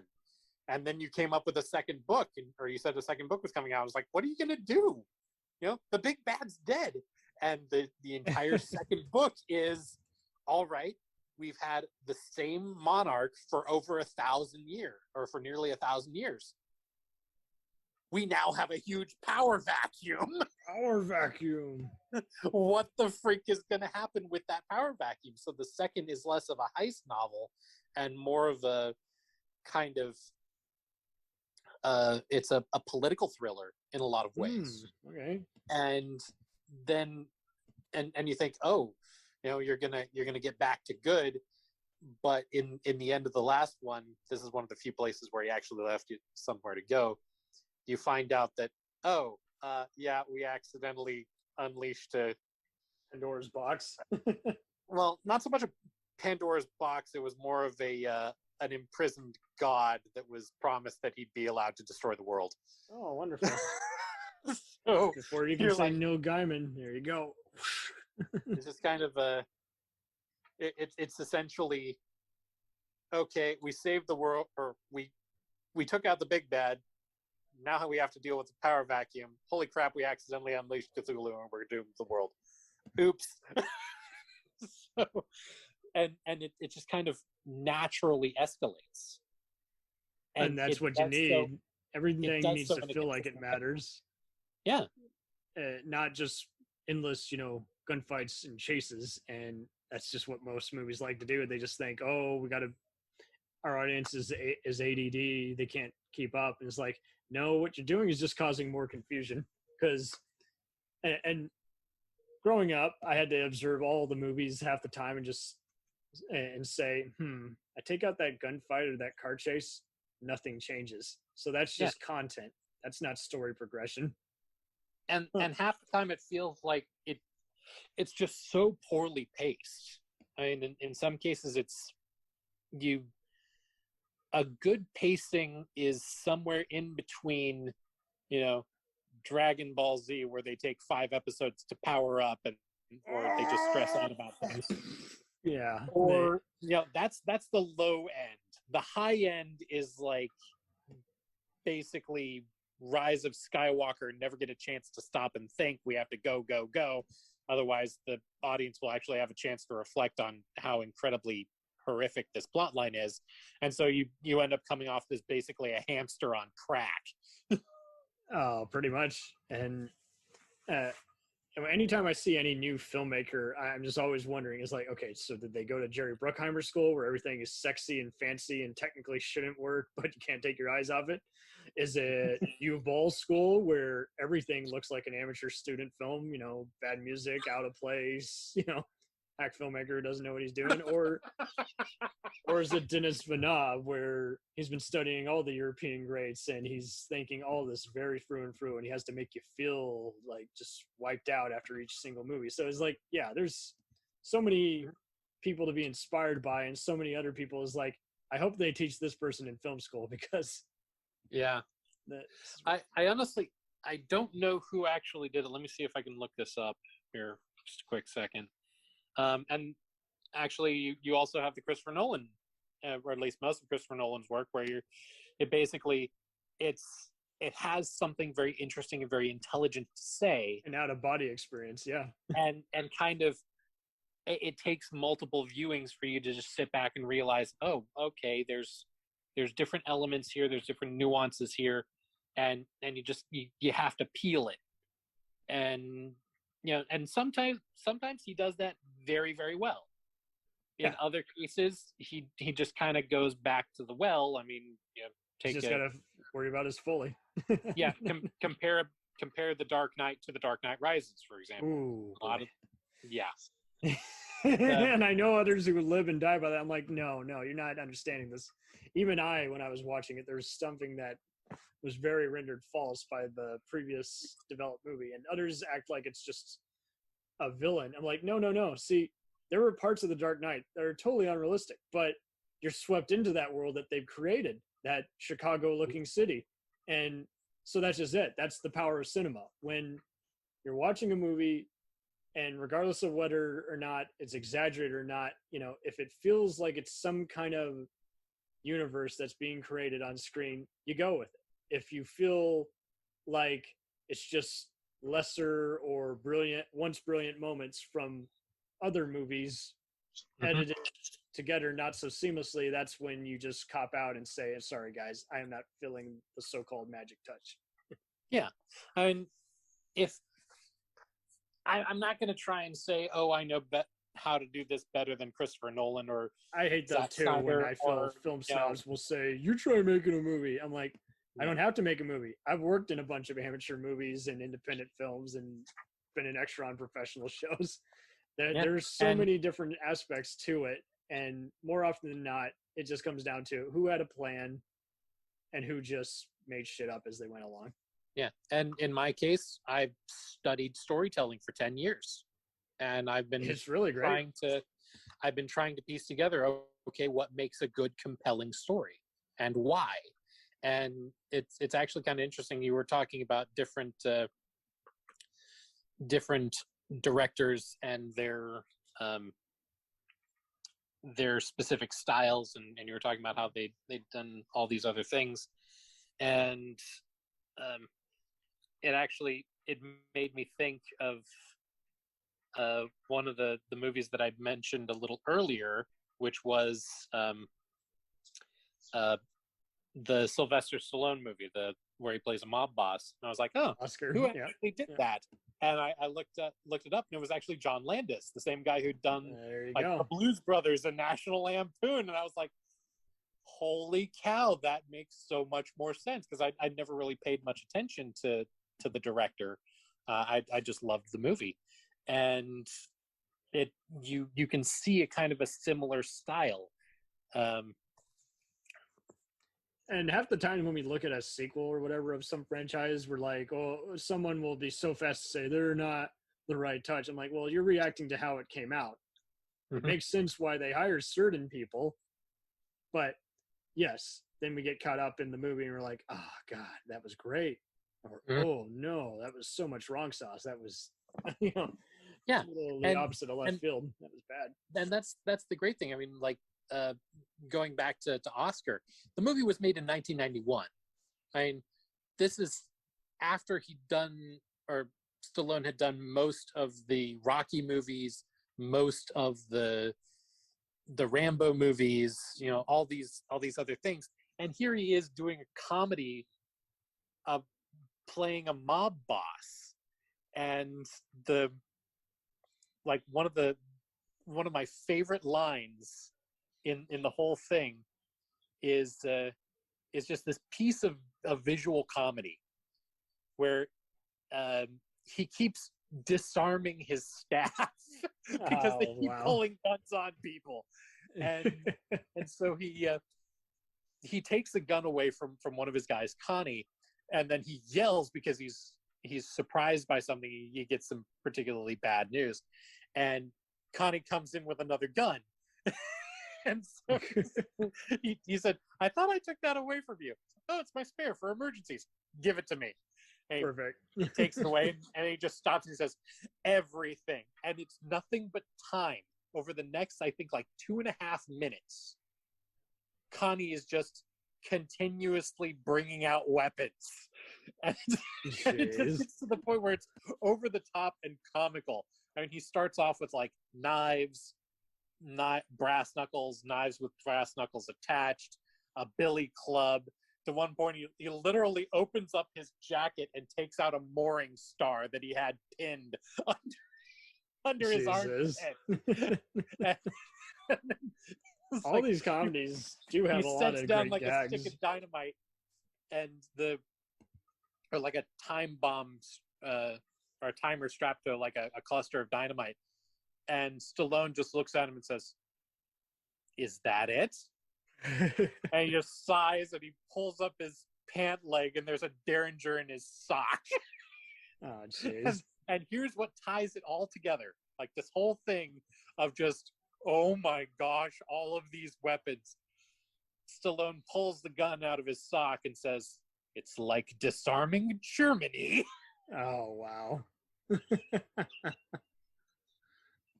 I do vaguely recall that gag, but yeah, I mean, even some of the best comedies always will have just like something is like, hey, someone put some really thought into this gag. You might find the comedy campy or dumb, but it's like the person behind it really is kind of brilliant. So it's like, Yeah. it is really fun going through the 90s and reviewing which comedies have an audience years later and which ones were just ignored or which ones were heavy-handed. Like the gags were there, but they weren't performed well, or just the audience just was so distracted. In that case, was basically distracted by who was starring in the movie. Yeah. So I don't know. I think this show has broken through all the various examples you put through, in that some people knew what to expect, but at the same time, they didn't. They really didn't. Yeah. I can understand why there was a certain degree of a stereotype. I mean, you look at a show and it's like, oh, it's a crime drama, and you've been inundated with CSI and NCIS and Law and Order and all those other things. So you expect it to be just another one of these ho-hum, run-of-the-mill kinds of things. And you end up getting something that's smart and pulls a lot of different elements from a bunch of different genres, and just it really sets itself apart in that way. And it's those sorts of things that, even though when you see things from the perspective of the machine, it gives you specific dates. So there's no even pretending that this could be our modern world. It says right there, 2013. Exactly. It makes no pretensions of being, of not being dated, but at the same totally. time, it has elements that carry through to the point where you're always going to understand these. You're always going to these problems and these performances are always going to resonate with you no matter what time it is. Right. It's never going to come off as contrived or campy or False. or false or tongue-in-cheek, or despite the fact that it is very, in some cases, it does have a lot of really, really good dry humor. For sure. Well, I think this is a good point to stop this, but I'll let you close out your final thought. Well, what's really truly lacking now? Do you think everyone's just not getting tones down? Because right now it seems like every movie or show that's getting pitched now, they're just half finished. They're not asking for a second opinion. They're just going in blind and just hoping the star or the filmmaker attached, the names carry it. And it's kind of getting to be an old trend, because I mean, this is one of the few shows that came out in recent years that didn't have as many big name people. It was just character actors, Yeah. or leading people, Yeah. I think the biggest problem that we're seeing now is two things. Number one, they don't want to put in the work No. to actually do something It's filmed interesting. cheap in Atlanta, and it's like, this was filmed in New York. So basically the compromise was, let's go with some semi-known character actors. And it's like, Taraji's been the lead, but she's also been the supporting in many movies. Know what you go about her. And then like James, he kind of, after Jesus Christ, he was comfortable with doing whatever. Be the lead in a little scene indie, or be the supporting hero or villain in a movie. And he's done villains. I mean, wasn't he the bad guy in Deja Vu? Yeah, very creepy role. And and what's his name? Who played Finch. And I've mostly seen him in just television roles. I don't know if he's ever been in anything. I've just seen him particularly mainly villain roles. It's like, this is totally different character change for him. But he definitely has kind of a niche of somebody who knows more than they're letting on. Yeah, and he's secretive. That's very much his wheelhouse. The biggest thing I think that really needs to happen is, I've been saying it for a long time, that we've kind of gotten into a creative dark age. People don't really want, or the people who are telling stories are just looking for a quick payout without having to put in any of the work. Mm-hmm. And they don't want to spend the time that it takes to develop craft and make good character arcs, make good plot lines, because that's the hard part. That's where skill comes in. Well, it doesn't help that we got a bunch of snobs out there who want everything to be of a certain level, and it's like the good, or good and bad is subjective, yes, but you can tell when a movie is ready to film versus when they're making stuff up, or it's just been a victim of so many reshoots. Just something has not been working. And they should have had it figured out before they started, but now they're against the clock, and so now something has to be sacrificed just to make it work. And even then, you have stuff that's basically, you have people in a creative role who have no business being a creative. We'll return after these messages. Hey, feeling down? Feeling low?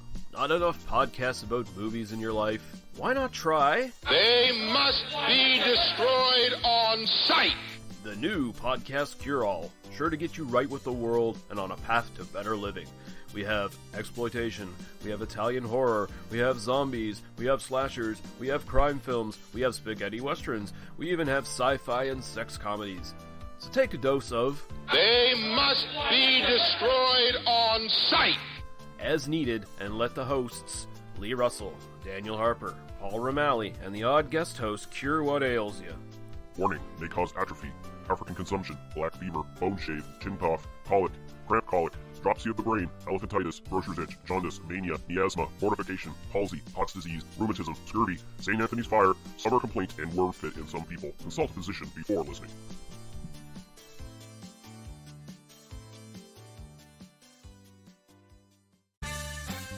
Did you ever see a film at such a young age it left you traumatized with cinematic wounds? Necrophilia. It's a dead issue, man. Don't push it. Cinema Psyops is a weekly podcast documenting an ongoing experiment on the mind of an unwilling test subject. No one should have to watch this movie. Oh, no one should have to watch this? No one should have to watch this movie. Surprisingly, it's not a topic that a lot of people really want to tackle. I'm shocked, prudes. I know, really. Right? It's the next sexual frontier that no one wants to explore. I am, in the most sincerest of senses, disappointed in you. It takes a powerful goddess like Connie, jam her arm down the monster's throat and kill it. Oh, I'm still tripping out over that. Even as a kid, I was like, I gotta find a girl like that. Every week, I get a new look of disappointment that I never thought I could get out of her. Unimaginable. At 12 years old, you should not be watching this movie. Obviously. At 13, you should not be. 14, you shouldn't be. I'm not entirely sure even 17-year-olds should be watching this. Just because you're offended by something doesn't mean that you have the right to demand that it doesn't exist.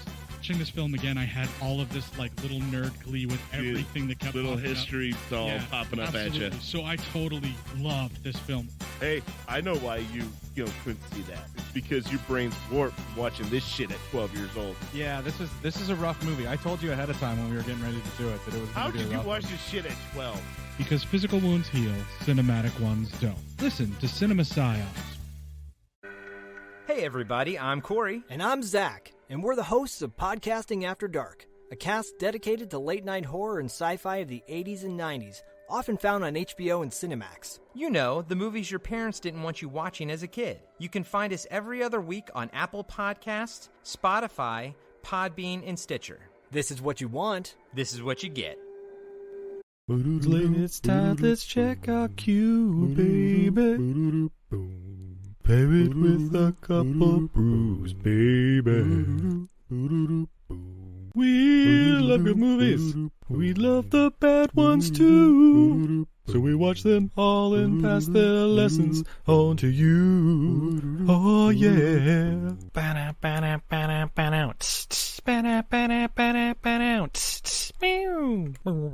Everything I learned from movies helps to make life a little bit groovy. With a one-last plot holes of gratuitous movies. It's time to get busy with your friend Steve and Izzy. At eilfm.podbean.com. Welcome to Who Was She podcast. I am your host, Tara Jabari.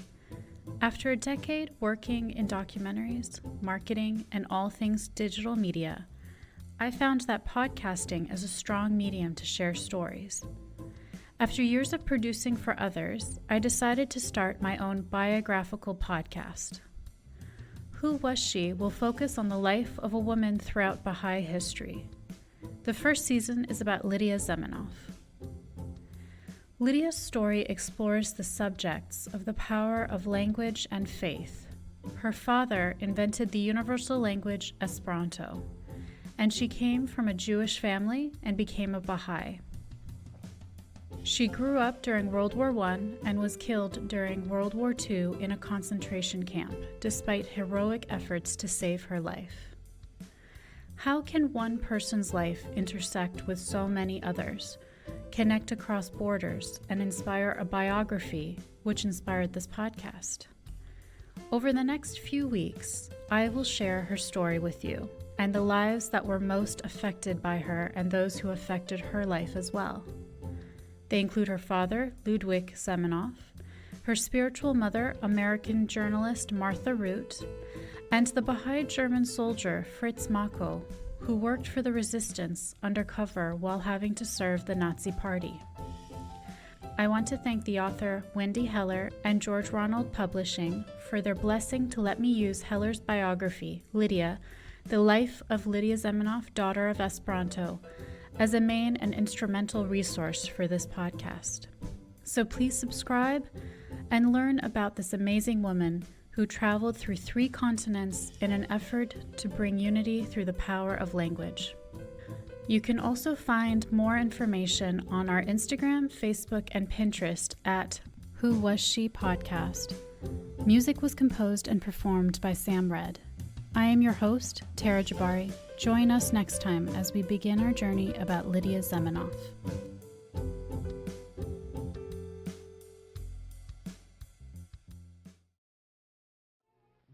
Are you sick of the same old stale podcasts?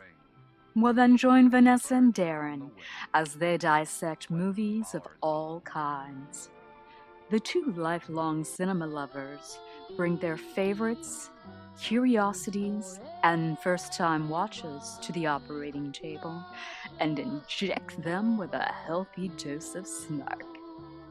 Then there's the waiting room, where they examine books and short stories.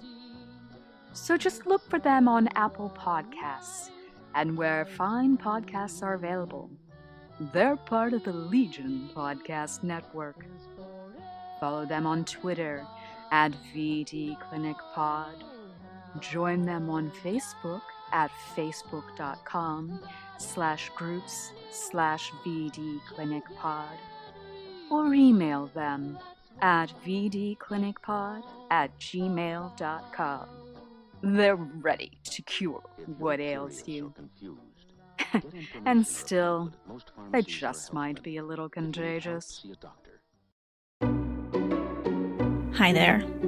It's Heather from the Watching Netflix Without You podcast. Did you know that there are over 1,200 Netflix original feature films and documentaries? And that number is only growing. So I've made it my mission to watch as many as I possibly can. Then, with a delightful guest or guests, disclaimer, more often than not my brother Ryan, we spend an episode rating, reviewing, and discussing a film at length. The first half of every episode is spoiler-free for those who haven't seen it yet, and in the second half, after a very clear spoiler warning, we dive into it. And that's really about it. You can listen to Watching Netflix Without You on Apple Podcasts, Google Podcasts, Spotify, and more. We now continue with our program.